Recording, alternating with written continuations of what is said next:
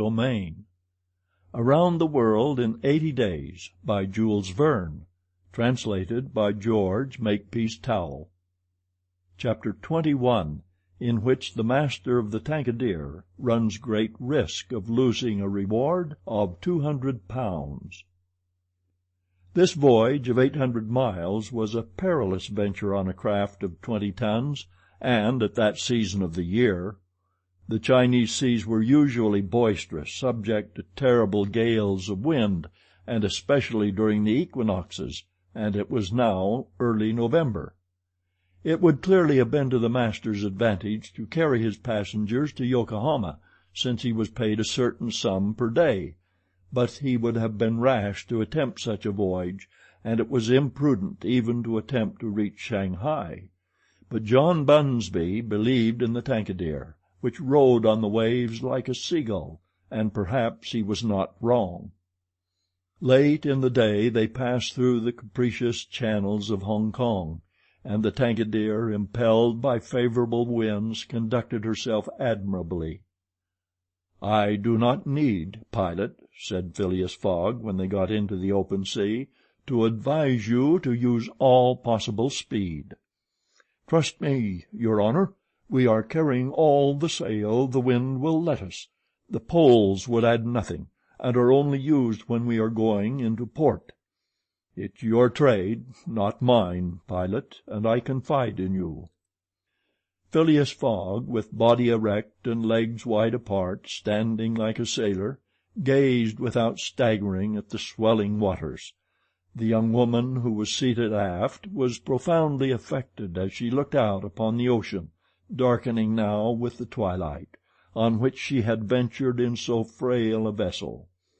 Above her head rustled the white sails, which seemed like great white wings.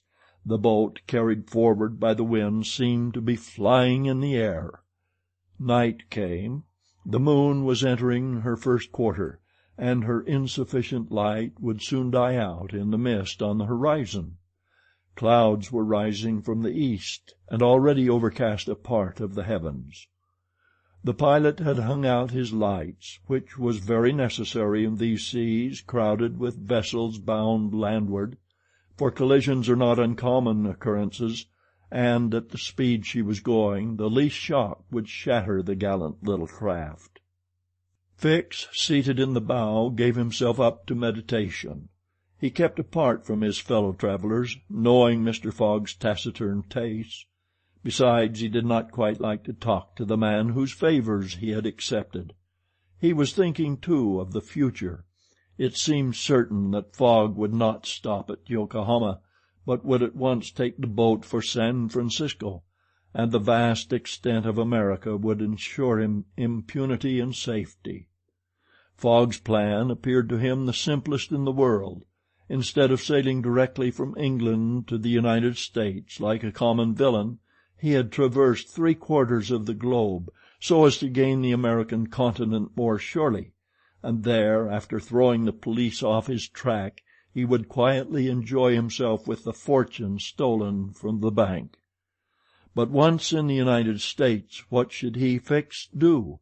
Should he abandon this man? No, 100 times no. Until he had secured his extradition he would not lose sight of him for an hour. It was his duty, and he would fulfill it to the end. At all events, there was one thing to be thankful for. Passepartout was not with his master, and it was above all important, after the confidences Fix had imparted to him, that the servant should never have speech with his master. Phileas Fogg was also thinking of Passepartout, who had so strangely disappeared. Looking at the matter from every point of view, it did not seem to him impossible that by some mistake the man might have embarked on the Carnatic at the last moment, and this was also Aouda's opinion, who regretted very much the loss of the worthy fellow to whom she owed so much. They might then find him at Yokohama, for if the Carnatic was carrying him thither, it would be easy to ascertain if he had been on board. A brisk breeze arose about 10 o'clock, but though it might have been prudent to take in a reef, the pilot, after carefully examining the heavens, let the craft remain rigged as before. The Tankadere bore sail admirably, as she drew a great deal of water, and everything was prepared for high speed in case of a gale. Mr. Fogg and Aouda descended into the cabin at midnight, having been already preceded by Fix, who had lain down on one of the cots.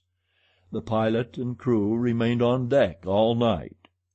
At sunrise the next day, which was the 8th of November, the boat had made more than 100 miles.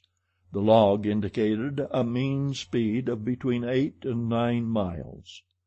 The Tankadere still carried all sail, and was accomplishing her greatest capacity of speed. If the wind held as it was, the chances would be in her favor. During the day she kept along the coast, where the currents were favorable. The coast, irregular in profile and visible sometimes across the clearings, was at most 5 miles distant. The sea was less boisterous, since the wind came off land, a fortunate circumstance for the boat, which would suffer, owing to its small tonnage, by a heavy surge on the sea.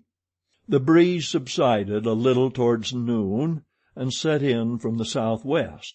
The pilot put up his poles, but took them down again within 2 hours, as the wind freshened up anew. Mr. Fogg and Aouda, happily unaffected by the roughness of the sea, ate with a good appetite, Fix being invited to share their repast, which he accepted with secret chagrin. To travel at this man's expense and live upon his provisions was not palatable to him. Still he was obliged to eat, and so he ate. When the meal was over, he took Mr. Fogg apart and said, "Sir?" This "sir" scorched his lips, and he had to control himself to avoid collaring this gentleman. "Sir, you have been very kind to give me a passage on this boat, but though my means will not admit of my expending them as freely as you, I must ask to pay my share." "Let us not speak of that, sir," replied Mr. Fogg. "But if I insist?" "No, sir," repeated Mr. Fogg in a tone which did not admit of a reply. "This enters into my general expenses." Fix, as he bowed, had a stifled feeling, and going forward, where he ensconced himself, did not open his mouth for the rest of the day. Meanwhile they were progressing famously, and John Bunsby was in high hope. He several times assured Mr. Fogg that they would reach Shanghai in time, to which that gentleman responded that he counted upon it.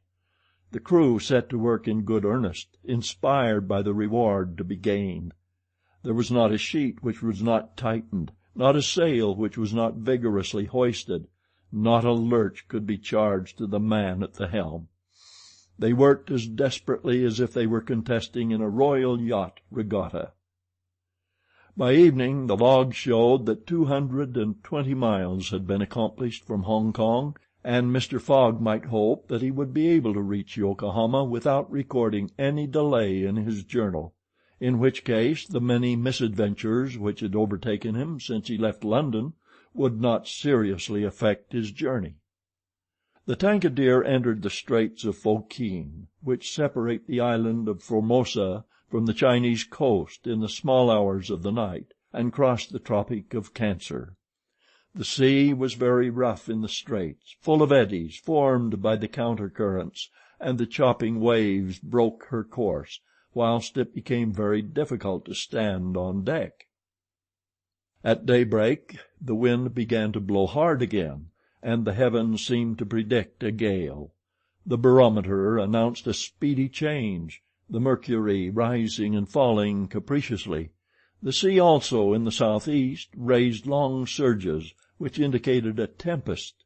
The sun had set the evening before in a red mist, in the midst of the phosphorescent scintillations of the ocean. John Bunsby long examined the threatening aspect of the heavens, muttering indistinctly between his teeth.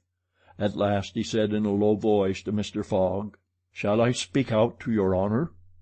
"Of course." "Well, we are going to have a squall." "Is the wind north or south?" asked Mr. Fogg quietly. "South. Look, a typhoon is coming up." "Glad it's a typhoon from the south, for it will carry us forward." "Oh, if you take it that way," said John Bunsby, "I've nothing more to say." John Bunsby's suspicions were confirmed. At a less advanced season of the year the typhoon, according to a famous meteorologist, would have passed away like a luminous cascade of electric flame, but in the winter equinox it was to be feared that it would burst upon them with great violence. The pilot took his precautions in advance. He reefed all sail, the pole masts were dispensed with, all hands went forward to the bows. A single triangular sail of strong canvas was hoisted as a storm jib, so as to hold the wind from behind. Then they waited. John Bunsby had requested his passengers to go below, but this imprisonment in so narrow a space, with little air, and the boat bouncing in the gale, was far from pleasant. Neither Mr. Fogg, Fix, nor Aouda consented to leave the deck.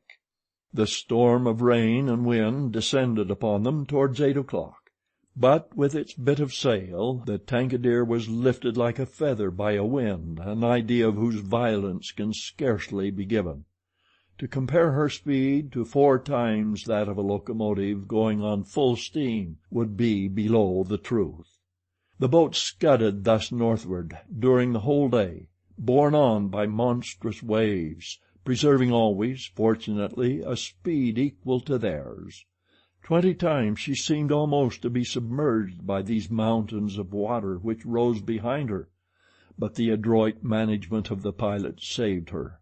The passengers were often bathed in spray, but they submitted to it philosophically.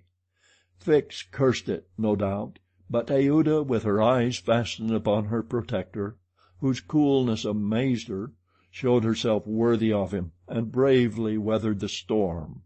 As for Phileas Fogg, it seemed just as if the typhoon were a part of his program. Up to this time the Tangier had always held her course to the north, but towards evening the wind, veering 3/4, bore down from the northwest. The boat, now lying in the trough of the waves, shook and rolled terribly. The sea struck her with fearful violence. At night the tempest increased in violence. John Bunsby saw the approach of darkness and the rising of the storm with dark misgivings. He thought a while, and then asked his crew if it was not time to slacken speed.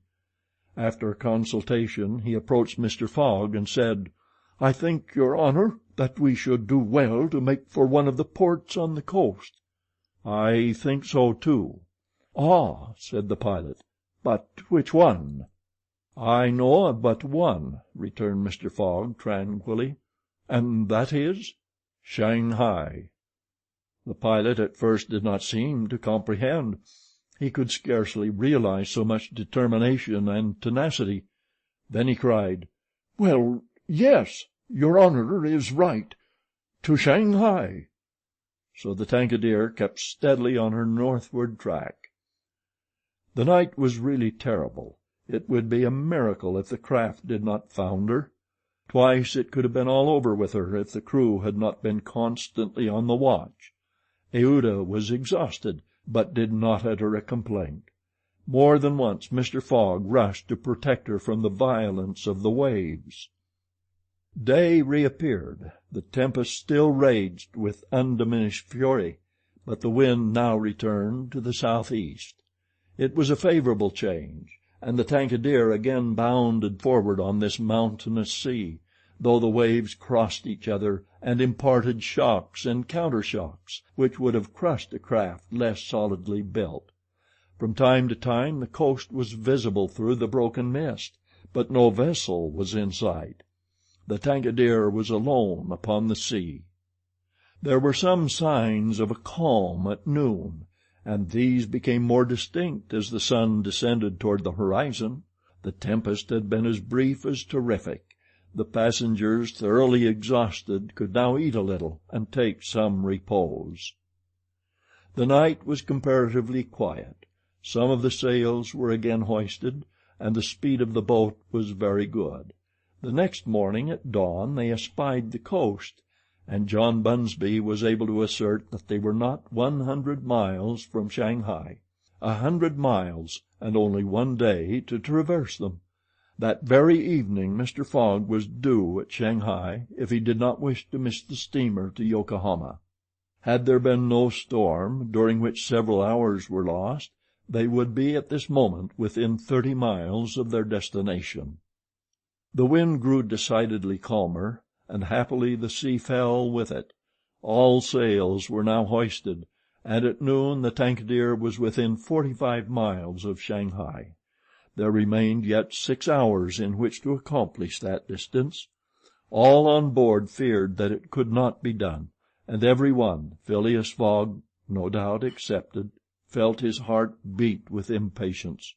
The boat must keep up an average of 9 miles an hour, and the wind was becoming calmer every moment. It was a capricious breeze, coming from the coast, and after it passed the sea became smooth. Still the Tankadeer was so light, and her fine sails caught the fickle zephyr so well, that with the aid of the currents John Bunsby found himself at 6 o'clock not more than 10 miles from the mouth of Shanghai River. Shanghai itself is situated at least 12 miles up the stream. At 7 they were still 3 miles from Shanghai. The pilot swore an angry oath. The reward of £200 was evidently on the point of escaping him. He looked at Mr. Fogg. Mr. Fogg was perfectly tranquil, and yet his whole fortune was at this moment at stake. At this moment also a long black funnel crowned with wreaths of smoke appeared on the edge of the waters. It was the American steamer leaving for Yokohama at the appointed time. "Confound her!" cried John Bunsby, pushing back the rudder with a desperate jerk. "Signal her," said Phileas Fogg quietly. A small brass cannon stood on the forward deck of the Tankadeer for making signals in the fogs. It was loaded to the muzzle, but just as the pilot was about to apply a red-hot coal to the touch-hole, Mr. Fogg said, "Hoist your flag." The flag was run up at half-mast, and this being the signal of distress, it was hoped that the American steamer, perceiving it, would change her course a little, so as to succor the pilot boat. "Fire!" said Mr. Fogg, and the booming of the little cannon resounded in the air. Chapter 21